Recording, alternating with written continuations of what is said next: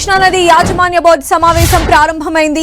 కీలక అజెండాలో హైదరాబాద్లోని జల సౌదాలో ఈ సమావేశం జరుగుతోంది. ఇప్పటికే 2 సార్లు వాయిదా పడిన ఈ సమావేశం ఎట్టకేలకు ఇవాళ జరుగుతోంది. జాతీయ ఆనకట్టల భద్రతా చట్టం 2021లోని సెక్షన్ 16(a) ప్రకారం నాగార్జున సాగర్ భద్రతకు సంబంధించిన నిఘా, 60(1)(b) ప్రకారం తనిఖీలు, 16(1)(c) ప్రకారం నిర్వహణ, పర్యవేక్షణ వంటి కార్యకలాపాలు తెలంగాణ పరిధిలోనే ఉండాలని, ఆయా బాధ్యతలను తమకే అప్పగించాలని తెలంగాణ డిమాండ్ చేస్తోంది. సాగర్, శ్రీశైలంలోని అన్ని కాంపోనెంట్లను కృష్ణా బోర్డుకు అప్పగించాలని, ప్రాజెక్టుల రక్షణ సిఆర్పీఎఫ్ కు కట్టబెట్టాలని ఏపీ కోరుతోంది. ఈ 2 అంశాలు అజెండాగా కృష్ణా బోర్డు భేటీ జరుగుతోంది. మరోవైపు బోర్డు ప్రధాన కార్యాలయాన్ని విజయవాడకు తరలించాలనే కీలక అంశంపై కూడా ఈ సమావేశంలో చర్చ జరగనుంది. కేఆర్ఎంబీ ప్రధాన కార్యాలయాన్ని విజయవాడలో ఏర్పాటు చేసేందుకు కేంద్ర జలశక్తి శాఖ సానుకూలంగా స్పందించినా గతంలో ఇది సాధ్యపడలేదు. దీనిపై ప్రభుత్వం మరోసారి కృష్ణా బోర్డుకు కేంద్ర జలశక్తి శాఖకు లేఖ రాయాల్సి ఉంది.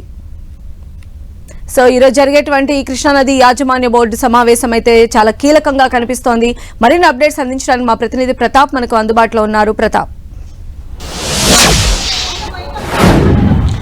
ఈరోజు హైదరాబాద్లో జలసౌధలోని ప్రధాన కార్యాలయంలో కేఆర్ఎంబీ సమావేశం ప్రారంభమైంది. ముఖ్యంగా కేఆర్ఎంబీ సమావేశంలో కొన్ని కీలకమైన అంశాలు, ముఖ్యంగా కృష్ణా బోర్డుకు సంబంధించిన నిర్వహణతో పాటు అదేవిధంగా 2 రాష్ట్రాలకు సంబంధించిన నీటి పంపిణీ, అదేవిధంగా కేఆర్ఎంబీ బోర్డును విజయవాడకు అంటే ఏపీకి తరలించాలనే అంశాలపైన కూడా ప్రధానంగా డిస్కషన్ చేస్తున్నారు. వీటితో పాటు ప్రాజెక్టుల నిర్వహణ అనేది చాలా కీలకమని కూడా చెప్పుకోవచ్చు. ఈ నిర్వహణకు సంబంధించి కూడా దీనిపైన కూడా డిస్కషన్ చేయాలని చూస్తుంది తెలంగాణ. ముఖ్యంగా దీనికి సంబంధించి ప్రాజెక్టులకు సంబంధించి ఏవైతే ఉమ్మడి ప్రాజెక్టులు ఉన్నాయో ఆ ఉమ్మడి ప్రాజెక్టులకు సంబంధించిన నిర్వహణ పూర్తి స్థాయిలో ఎక్కడి వరకు అంటే దానికి సంబంధించి నిర్వహణ సరిగ్గా ఉండట్లేదు. ఎందుకంటే గతంలో చూడొచ్చు పెద్దవాగుకు సంబంధించి ఏ విధంగా అయితే డిస్టర్బెన్స్ జరిగిందో దానివల్ల ఖమ్మం చాలా పెద్ద ఎత్తున ఎఫెక్ట్ అయింది. కాబట్టి అలాంటి సిచ్యువేషన్కి సంబంధించి ఇప్పటికే నాగార్జున సాగర్ వద్ద కానీ అదేవిధంగా శ్రీశైలం వద్ద ఉన్న పరిస్థితికి సంబంధించి ఎప్పటికప్పుడే వాటిని మెయింటెనెన్స్ అనేది చేయాలంటూ కూడా దానికి సంబంధించి కూడా ఈరోజు డిస్కషన్ చేయబోతున్నారు. ప్రధానంగా దీనికి సంబంధించి శ్రీశైలం అనేది పూర్తిగా ఏపీ పరిధిలో ఉంటుంది. నాగార్జున సాగర్ గతంలో అంటే 2023 వరకు కూడా పూర్తి స్థాయిలో అక్కడ నిర్వహణ కానీ అక్కడ దానికి సంబంధించి భద్రతా అంశాలకు సంబంధించి అంతా కూడా తెలంగాణలో ఉంటుంది. అయితే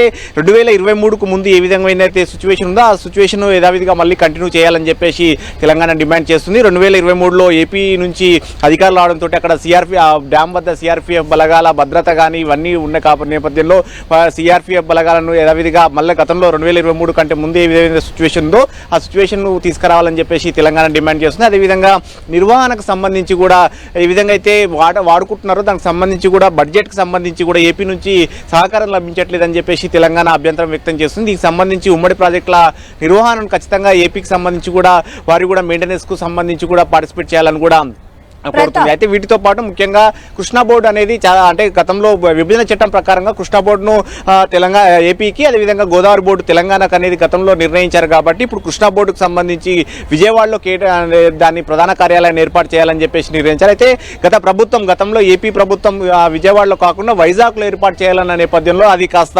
ఆగిపోయిన పరిస్థితి ఉంది. కాబట్టి మళ్ళీ ఇప్పుడు ప్రభుత్వం మారిన నేపథ్యంలో మళ్ళీ విజయవాడలో ఏర్పాటు చేయాలనే ఒక ప్రతిపాదన తీసుకొస్తున్నారు. దీనికి సంబంధించి కూడా మళ్ళీ కేంద్ర జలశక్తి నిర్ణయం తీసుకొని దానికి సంబంధించి కూడా డిస్కషన్ కేఆర్ఎంబీ మీటింగ్ లో కూడా డిస్కషన్ చేయబోతున్నారు. వీటితో పాటు కృష్ణా బోర్డుకు సంబంధించి నిర్వహణకు సంబంధించి 23 కోట్లు ఇవ్వాలని చెప్పేసి 2 రాష్ట్రాలు కూడా షేరింగ్ చేసుకోవాలని ఈ బడ్జెట్ కు సంబంధించి కూడా ఆమోదం తెలపాలని చెప్పేసి నిర్ణయించారు. ఈ ప్రధానమైన నిబంధనలతో పాటు ముఖ్యంగా 2 రాష్ట్రాలకు సంబంధించి యాసంగి పంటకు సాగుకు సంబంధించిన సాగునీటితో పాటు తాగునీటి అవసరాలకు సంబంధించి కూడా ఈరోజు డిస్కషన్ చేయనున్నారు. రైట్ ప్రతాప్.